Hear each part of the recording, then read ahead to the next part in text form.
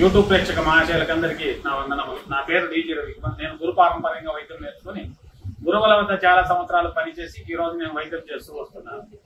మీలో ఎలాంటి సమస్యలు ఉన్నా, మీకు ఎలాంటి ప్రాబ్లమ్స్ అంటే రోగాలకు సంబంధించిన కాయిలలు అంటే సమస్యలు ఏదైనా ఉన్నా, ఆరోగ్యం గురించి ఏదైనా సమస్యలు ఉన్నాయనుకోండి,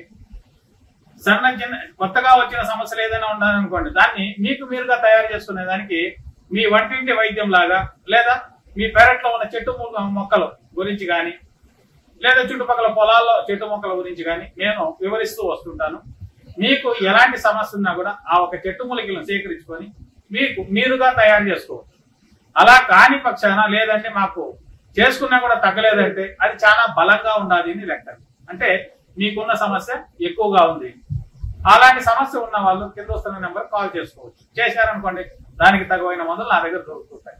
అలాగే ఈ రోజు ఒక చిన్న విషయం అండి, చాలా మందికి సమస్యలు వస్తున్నాయంటే ఈ సైనస్ ప్రాబ్లం. సైనస్ అంటే డస్ట్ అలర్జీ అంటుంటారు. డస్ట్ అలర్జీ అంటే ఎక్కడో మేము రోడ్లో పోతా ఉన్నామండి, కాస్త అలర్జీ అయిపోయింది, లేదా దూర ప్రాంతం పోయామండి, అక్కడ పోయాము ఇక్కడ పోయాము, కొంతమంది ఏసీలో కూర్చుంటున్నామండి, డస్ట్ అలర్జీ అయిపోయింది. కానీ ఏమైపోయిందంటే ఈ సైనస్ ప్రాబ్లం ఎక్కువ అయిపోయింది అంటుంటారు.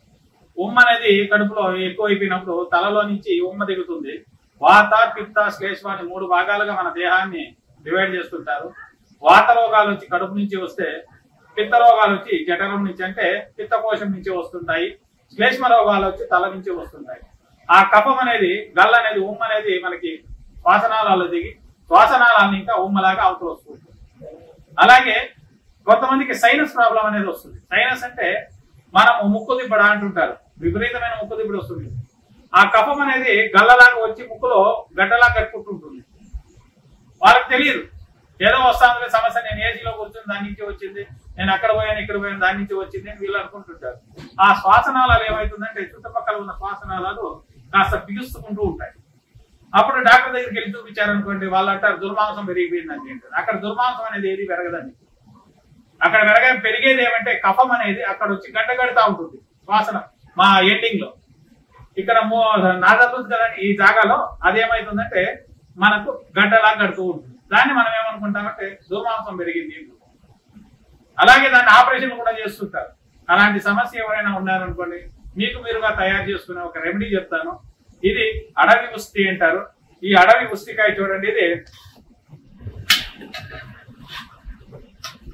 ఈ ఉస్తికాయలో అడవి ఉస్తి అంటారు. దీన్ని మనకు చెట్టు చూపించేదానికి చెట్టు దగ్గరలో దొరకలేదు, నేనే అడవి నుంచి తెప్పించుకున్నాను.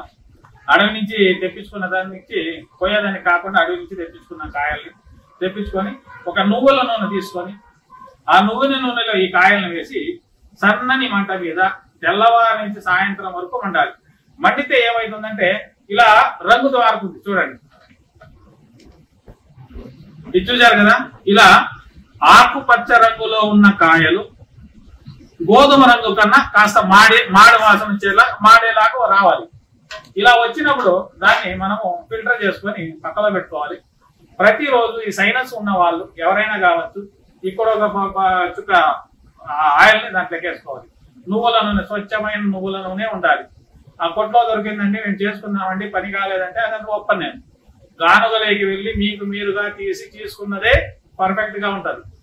అలాంటివి తీసుకొని మీరేం చేస్తారంటే ఇలా ఆయిల్ తయారు చేసుకున్న తర్వాత ఈ రోజు ఈ తెల్లవారితో వేసి ఇక్కడ ఒక డ్రాప్స్ ఇక్కడ ఒక డ్రాప్స్, అలాగే సాయంత్రం ఇట్లా ప్రతినిత్యం వాడుకుంటూ వచ్చారనుకోండి, ఇక్కడ ఉన్న ఈ ఒక దుర్మాంసం అని చెప్తున్న ఒక శ్లేష్మ రోగం అనేది ఒక నాదల్ బంద్ అయినది కదా, ఆ ముక్కు దిబ్బడ అయిపోయింది కదా, దాన్ని కరిగిస్తూ వస్తుంది.